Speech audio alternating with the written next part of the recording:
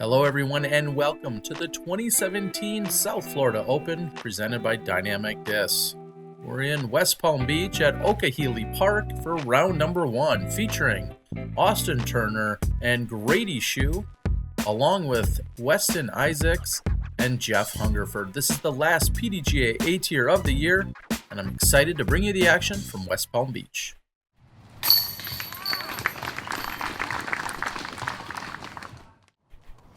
And Austin Turner is going to be leading us off here.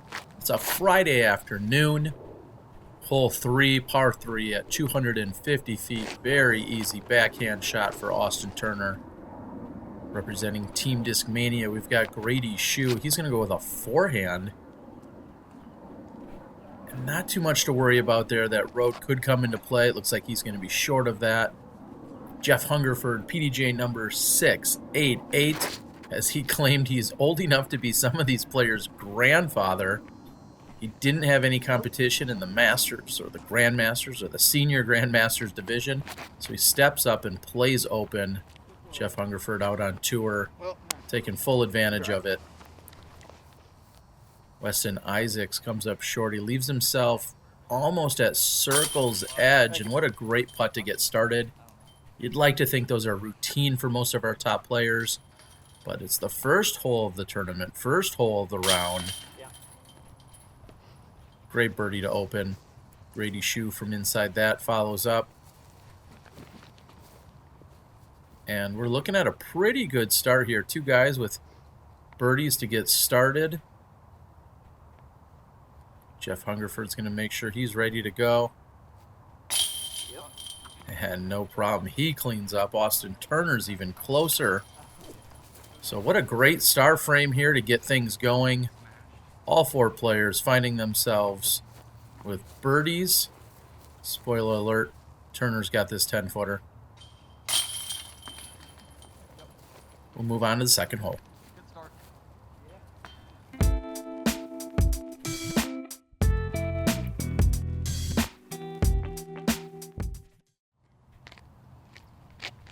And hole 4 from the shorter tee coming in at 285 feet.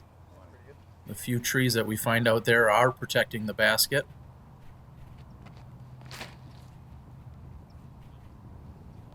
Grady doesn't have as much room to go with a hyzer. It's a little bit of a straighter shot by him.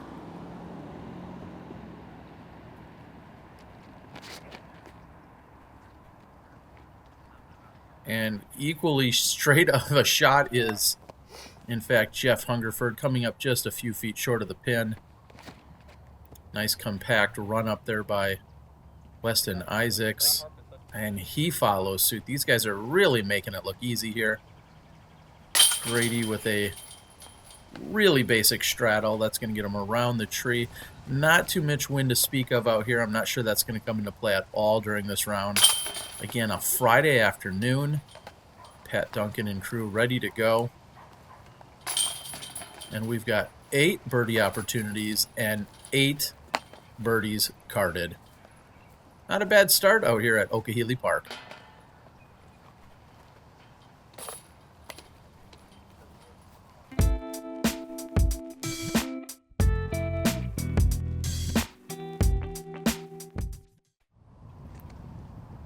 Going to push things back a little bit, including a water carry here on this hole 5, par 3, 350 feet. And you're trying to carry it out over the water. It's probably about 250 to get all the way over to the other side from this tee pad.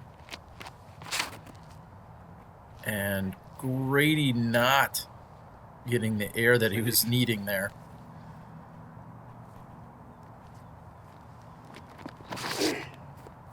Geoff plays the wider, higher hyzer. You're just trying to get it to the other side. Maybe have a long putt. This says it's 350. It plays all of that. I think it plays even a little bit longer than 350. As Geoff says, Weston looks to try and be going all the way around it. Nope. And Grady finds himself. He gets the beneficial call. He was very close to the OB. The group ultimately decides that he's in.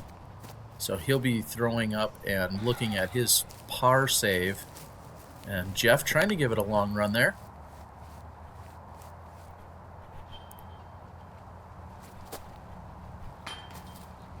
And shorten off the front of the rim there by Weston.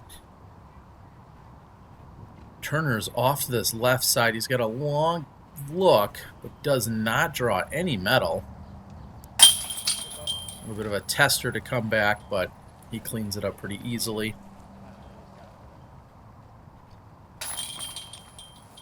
Again, 350 feet. I'm gonna call that this one's a little bit longer. It certainly plays longer.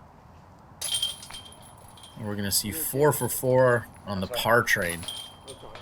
We'll move on to the next one.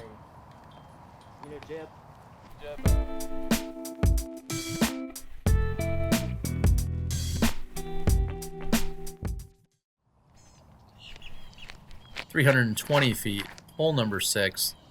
There is OB that can be found wide left of the basket. There are various points throughout this course where the cart path or the road walking path can be OB, and other points where it's not. However, that road on that left-hand side can come into play very easily. And you can't really see it from where they're at. I was expecting a little bit more of a right hyzer release there, and Geoff pulls that one left, and he finds himself in the road OB.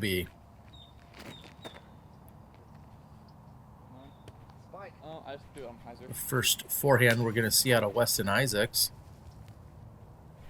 Geoff has brought himself 1 meter in from the OB line. This is to save a par.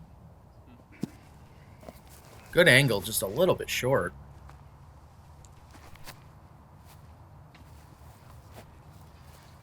Grady's going to have to settle for a par here. Weston's got a good look at a birdie.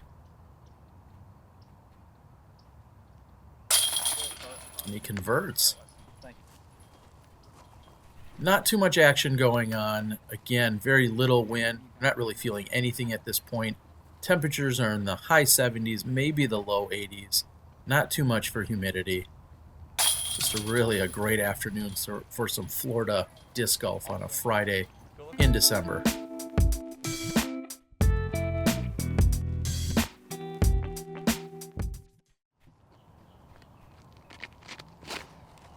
.350 feet. Austin's got plenty of room to go out and wide with the hyzer there. And you can't see the pin from where you are on the tee. That's why I'm positioned where I am. I was trying to get the full flight of the disc and also the landing zone. And that's a great shot by Weston. Of course, the righties going out and over the water, that's going to give him a little bit more to flirt with in terms of trouble. And it looks like Grady fights through it. Geoff's lining up the same angle. And you got to get it up and over those trees as you're trying to come in, because if you get hung up short, you might find yourself OB. Nope. Right out of his hand, Weston said, nope. And although Geoff was in bounds, just barely, not much of a look from there. Like I said, you need to have plenty of height.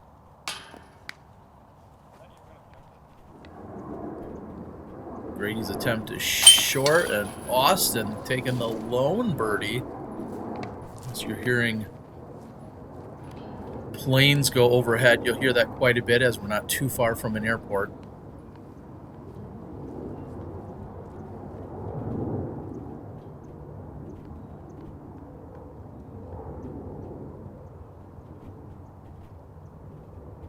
Weston takes his time. This is to save the 3.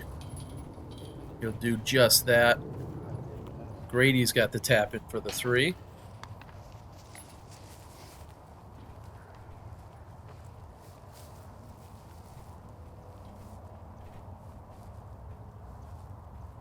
Geoff, who has more than 110 rounds on his rating. Oh, that one just slips out on him. That's a heartbreaker.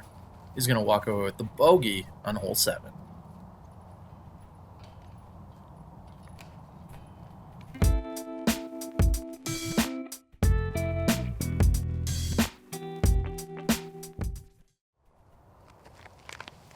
We move on to hole number 8. Again, a par 3 with a low ceiling and probably more trees on this hole than any other hole we'll see.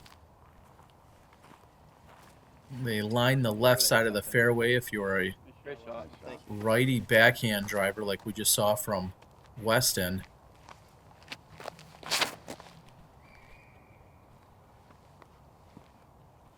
And Grady with a textbook drive. Looks like it gets a little bit hung up at the end. Maybe clip something as it's coming down.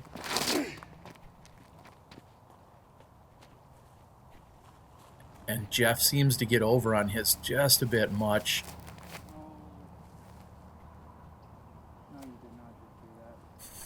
Austin second guessing himself, saying, "No, you did not just do that." Well, Austin, yeah, that was an approach shot I expect you to execute blindfolded. This is to save the par. Just a bit aggressive off the top of the band. It's going to be an unforced error there by Austin Turner as a result of a not so great approach shot. And Weston struggles on the green there. It's one you expect him to make. Grady says he has no problem picking up the birdie here.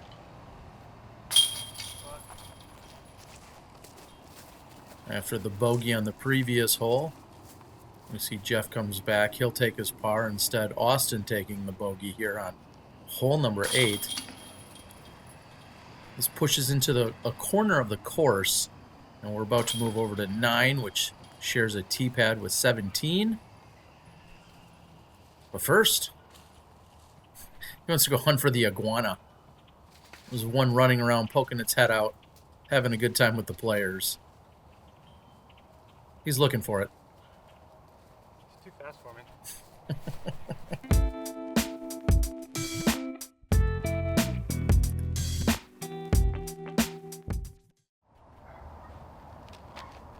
Grady Shue takes the tee, moving over to hole 9. And if you've got the forehand as a righty, this hole does set up well for it. It goes down this pipeline and then hangs a right. That was a misfire by Weston. That really never had a chance.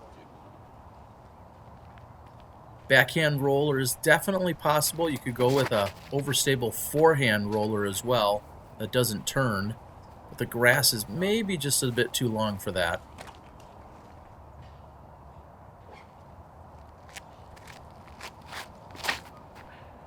And this hole sets up all day for Turner with that left to right fade.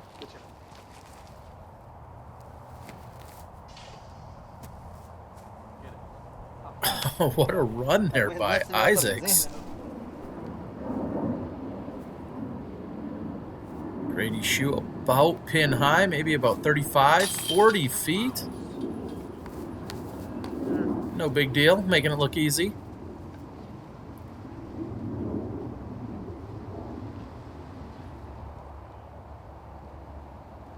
Geoff also has a look at birdie.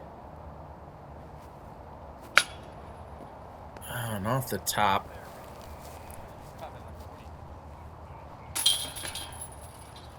Beautiful day in South Florida. I do not understand why more people weren't here for this event. Austin's going to let a birdie get away from him. So it just kind of flips on its backside. And slides out. Oh, check your foot. Check your foot. That's too bad. It's a close one. We'll move on to 10.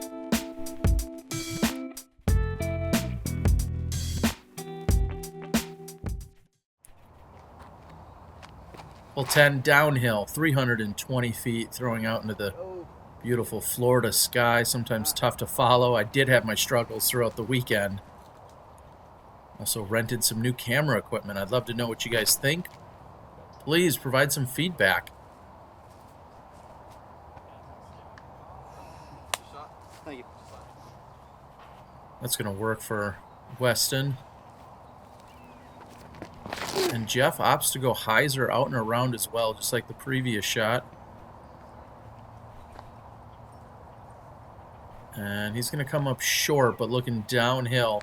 As you get closer to the basket, you really actually have to worry about those trees that come into play. Hit it. Thank you. That's it. No. Oh, and that's coming in hot. Hit the fence, though. It didn't hit the fence? Turner flirting with some OB over there. Wow, what a putt. Geoff Hungerford. Top side of the basket. Great birdie putt. Grady Shue is just inside that distance, putting back up at the basket. And that's a roll you could do without in a tournament. Not too bad. Grady has not been playing that long, just a few years. Young gun out of North Carolina. Wow. Wow. I agree, Weston. Such a solid putter. In fact, I think a putting world champion from 2012 Worlds, if I recall.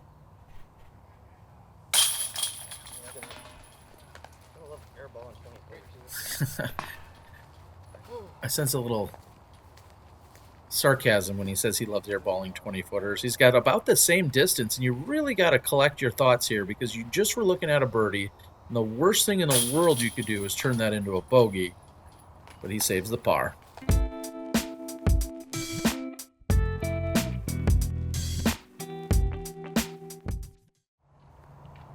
So after the lone birdie by Geoff Hungerford, he takes the tee here on hole number 11. 515 feet. I believe this is the only par 4 we'll see on this course. At least during the white tee layout that they're playing here on Friday afternoon. Sunday afternoon, I believe they play a longer configuration, playing from a different set of tees along with a few longer pins. So this one's just grip it and rip it. Get out as far as you possibly can. Don't yank it. Pull yourself wide to the right OB. Don't throw it low, straight into the ground.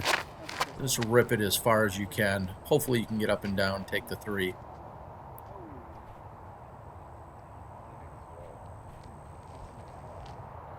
Turner playing on that high, wide right side. Geoff steps out and throws a pretty good-looking approach shot.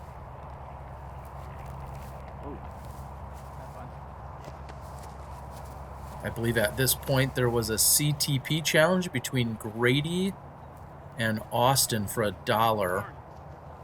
And Grady opens with that throw.